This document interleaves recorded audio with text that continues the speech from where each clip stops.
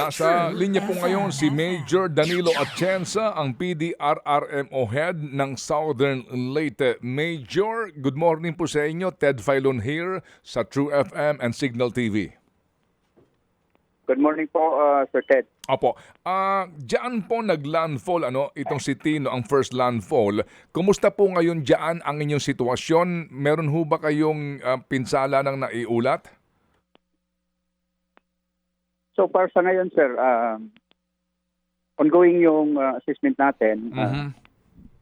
As of this interview, wala namang reported na casualty.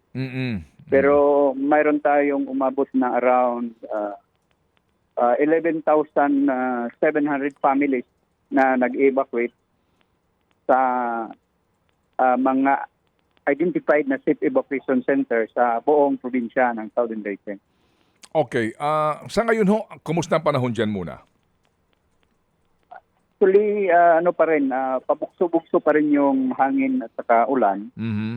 Pero hindi naman that malakas. Yung bagyo kasi nag-start kagabi around 11 in the evening.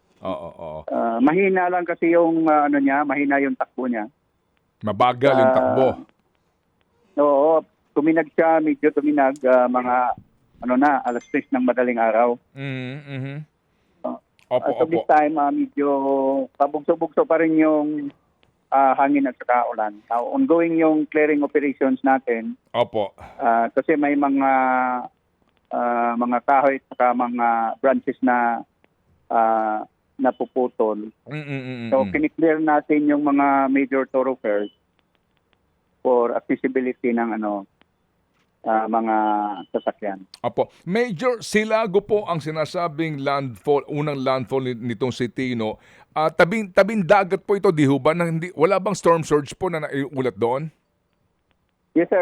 Sa ngayon, kinukuha natin yung report ng LDRMO ng Silago para makuha natin ang buong pangyayari doon.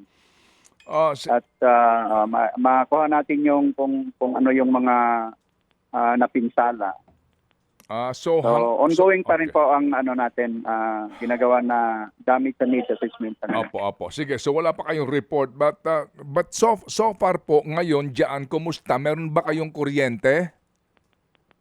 Sa ngayon sa buong probinsya actually nag-start ng electricity cut-off. Last night pa po. Hanggang ngayon wala pa. Last night around mga alas 9. Ng gabi, wala nang kuryente. Hanggang sa ngayon, wala pa kuryente. Opo. Meron ba kayong komunikasyon sa LGU ng Silago? Yes po.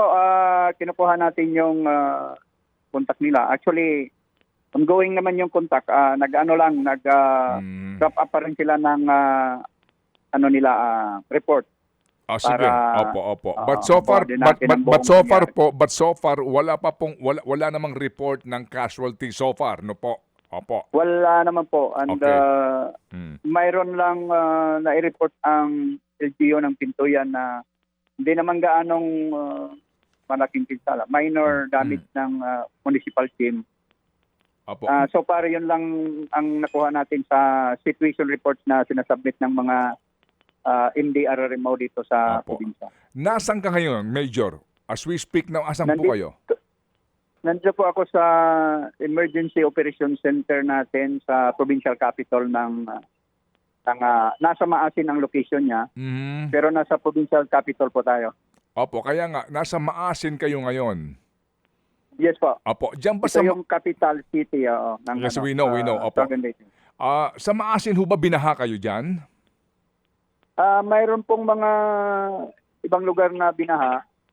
Pero hindi naman napaka grabing baha. Actually, hanggang lang siya, patuhod lang. Nasa knee. Hanggang tuhod po. Opo. Sige, opo. Sige, so sa ngayon po, sir, wala pa pong so far report ng mga napinsala ng storm surge dito po along the coastal areas ninyo. So far po naman, sir. Yes po. So far, wala po naman. Siguro, hopefully, wala nga. Yun na nga sana yung report na wala talagang mapinsala. But of course, ongoing yung assessment natin. Opo. Okay. Ito rin po ay resulta ng masigasig at of course, yung nag-conduct tayo ng preemptive at saka forced evacuation Opo.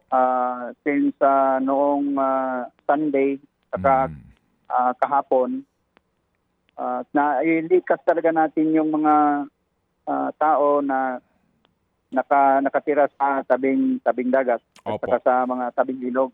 Opo, salamat po naman kung gano'n. Sige po, pero po, kayo ho mismo, nung dumaan itong si Tino, pasado 1:00 na madaling araw, nung mag-landfall sa Silago, anong pakiramdam po ninyo kumpara doon sa mga nagdaang bagyo? Gaano ito kalakas?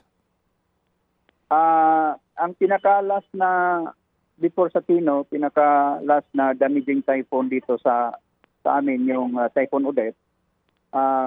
In terms sa lakas ng hangin, hindi naman that kapareha. Medyo mahina-hina itong yung Tino kasi kung titingnan natin sa impact niya ngayon, marami pa namang mga puno na nakatayo at saka makikita pa naman din yung dahon ng kahoy ng puno. Ay, opo. Salamat po naman kung gano'n. So wala pa kayong assessment kung ilang poste ng kuryente nagtumbahan, pero sa inyo pong pagtansya, mas malakas yung Odette at mas mahina itong si Tino. Sana nga po hindi ito nag-iwan ng pinsala po sa inyong lalawigan. Kami po'y muling tatawag, Major, para po natin malaman Okay po lang, kung sakali po ang update dyan sa inyo pong lalawigan. Okay?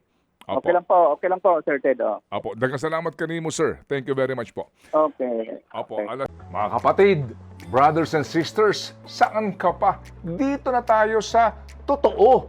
Dito na tayo sa True FM. Mga kapatid, mag-subscribe and follow po kayo sa social media accounts ng True Network PH. Yan po kami, hanapin nyo lang True Network PH, Facebook, Instagram, YouTube, TikTok, and podcast. Mapa Apple or Spotify man yan, mahahanap nyo kami. Lahat ng mga napapanood at napapakinggan nyo po sa programa, nasa social media accounts namin yan. So paano mga kapatid? See you sa social media!